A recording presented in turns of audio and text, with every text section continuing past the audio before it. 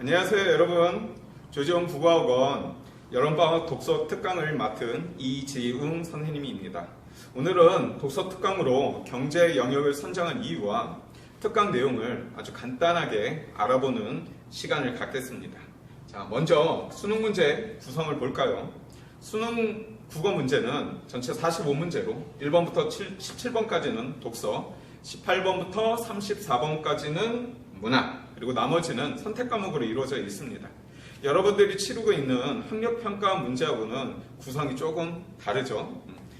독서 영역을 조금 더 살펴보면은 먼저 1번부터 3번까지는 독서의 목적, 필요성, 독서의 방법 등을 설명하는 독서론이 출제되고 있고요. 4번부터 9번까지는 일반적으로 가나 지문이라고 해서 지문이 2개 나와서 융합형으로 보통 내는 독서 영역이 출제되고 있습니다. 일반적으로는 인문 영역이 출제가 되고요. 이 부분에서. 그리고 10번부터 13번 문제는 보통 사회 영역, 그리고 14번부터 17번까지는 과학기술 영역의 문제가 출제되고 있습니다. 최근 5년 동안 오답률이 가장 높은 5문제를 항상 매년 추려보면은 독서론은 굉장히 쉽고요. 인문 영역에서 1문제 정도가 들어가고 사회 영역에서 2문제, 그리고 과학기술 영역에서 2문제가 오답률 베스트 5를 구성하는 경우가 많았습니다. 그러니까 수능을 잘 보기 위해서는 아무래도 독서를 잘해야겠죠.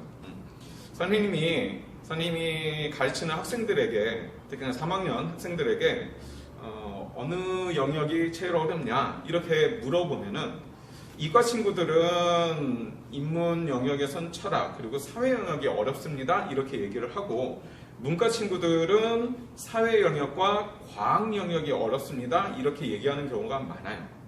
그러니까 문이과 공통으로 어려워하는 영역은 사회 영역이라는 거죠. 그래서 선생님이 이 최근 5년 3학년 모의고사에서 특히나 경제 영역을 친구들이 어려워해서 그 경제 영역이 얼만큼 출제되었는지를 한번 조사를 해봤어요. 그랬더니 18년 같은 경우에는 4월, 7월, 9월 모의고사에서 3학년 모의고사예요. 모의고사에서 3번 나왔고 19년에는 6월, 7월 그리고 수능에서 경제 영역이 출제가 됐습니다. 자, 20년에는 3월, 4월 2번밖에 출제가 안 됐고요. 21년에는 7월, 9월 그리고 역시나 또 수능에서 출제가 됐습니다.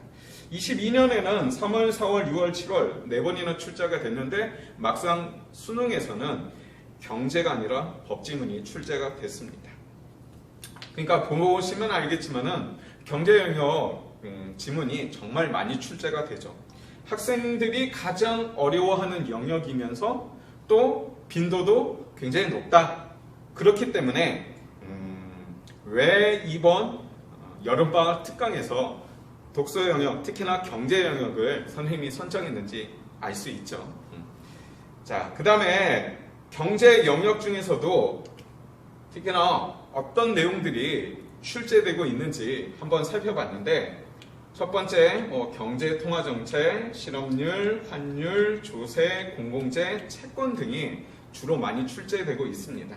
여기서 1번, 2번, 3번, 4번, 5번, 6번 이렇게 번호는 출제 빈도가 아니라 그냥 자주 출제되는 친구들 6개를 그냥 모아놓은 거예요.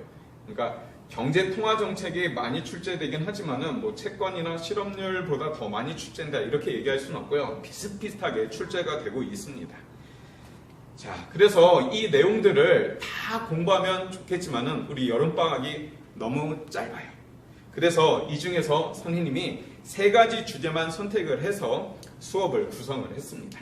자, 수업 내용을 조금 소개를 해드리면은 1강 같은 경우에는 조세 그리고 관세와 관련된 내용을 공부할 거고요. 2강 같은 경우에는 이자율, 통화정책 그리고 환율까지 조금 언급을 하게 되는 통화정책 영역을 공부를 할 거고, 그 다음에 3강 같은 경우에는 채권을 주제로 해서 공부를 하게 될 것입니다. 경제 영역 전체를 아우르지는 못하지만은 이번 특강을 통해서 경제 영역 필수 어휘도 학습을 하고 경제 지문에 대한 이해력도 높이고 그리고 문제의 적용력 그리고 유형을 살필 수 있는 유익한 시간이 될 거라고 선생님 장담할 수 있습니다. 그러니까 특강 신청 많이 하셔서 3주 동안 선생님하고 열심히 공부를 해보자고요. 그래서 경제에 대한 두려움도 떨치고 실력도 향상시켜서 정말 알찬 여름방학을 보낼 수 있었으면 합니다. 자, 우리 여름방학 때 다시 볼게요. 그동안 안녕.